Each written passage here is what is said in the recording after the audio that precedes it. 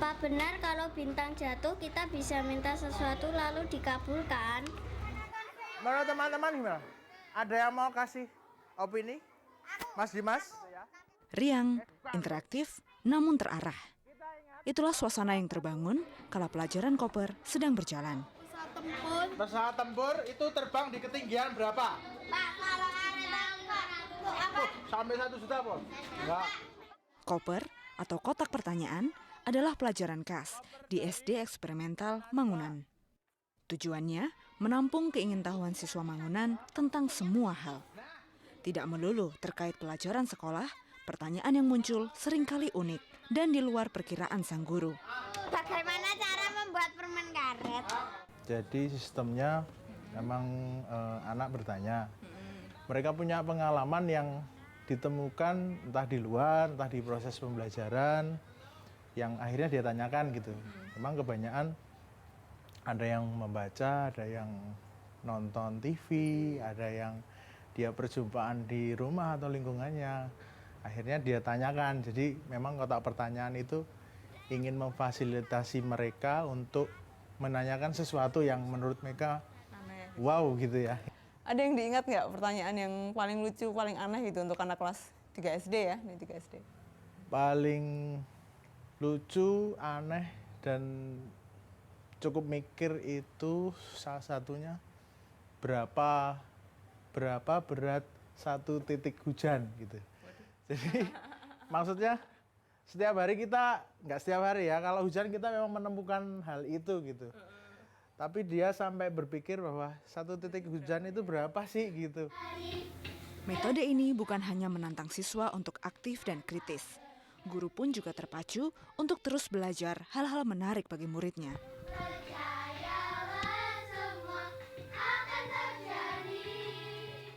Dan buat guru-gurunya juga ya, jadi harus banyak belajar gitu untuk menghadapi pertanyaan itu. Ya, sangat banyak gitu ya. Sangat banyak sekali, meskipun kalau kotak pertanyaan itu tidak harus guru sih yang menjawab. Oh gitu. Tidak harus guru. Kami kadang membawa narasumber gitu. Atau kalau di daerah Mangunan itu ada objeknya, kami main ke objeknya gitu. Kecerdasan emosi tidak kalah penting dengan kecerdasan intelektual. Sejak dini, anak-anak dilatih berempati dalam berbagai metode penyelesaian masalah. Kalau misalnya si pelanggar ini ya bersalah, ya kita nyatakan bersalah gitu. Kalau merasa nggak salah ya kita cari lagi alasannya kenapa gitu. Memang butuh waktu banyak untuk menyelesaikan masalah gitu. Tetapi ya itu harus gitu. Apalagi untuk anak-anak itu harus, saya pikir gitu. Karena ketika dia sudah bisa damai, maka proses belajarnya akan berjalan dengan lebih baik gitu. Sekolah Mangunan, sekolah kebebasan. Dari luar, para murid tampak tak pernah mengenakan pakaian seragam. Bukan sebatas penampilan saja, kebebasan dimaknai dengan kemandirian dalam mempelajari sesuatu. Dek, siapa yang bikin?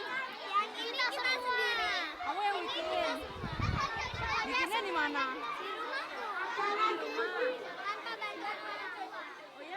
Sila, siswa kelas 4 ini misalnya. Baginya, sekolah bukan sebuah beban, tapi tempat yang nyaman dan membuatnya betah. Tak jarang, Sila menghabiskan waktunya di perpustakaan selepas jam sekolah usai.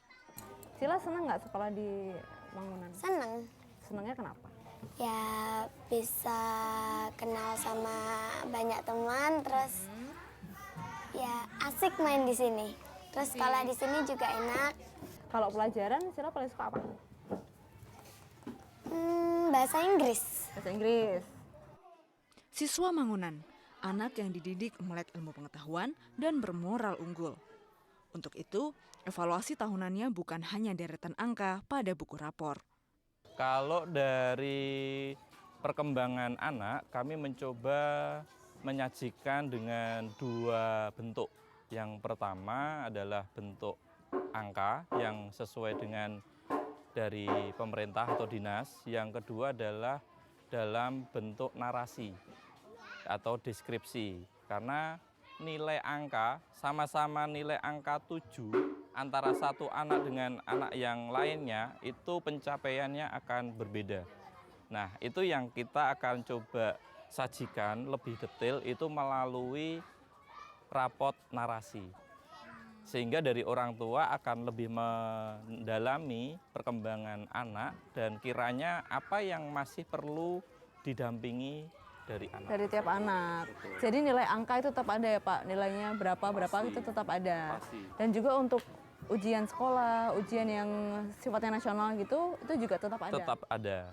Kami memilih jalur formal, otomatis harus ada aturan-aturan dari pemerintah yang kita ikuti, dan secara prinsip kita juga akan melihat kebutuhan-kebutuhan anak. Karena kami mempunyai tuan yang utama adalah anak.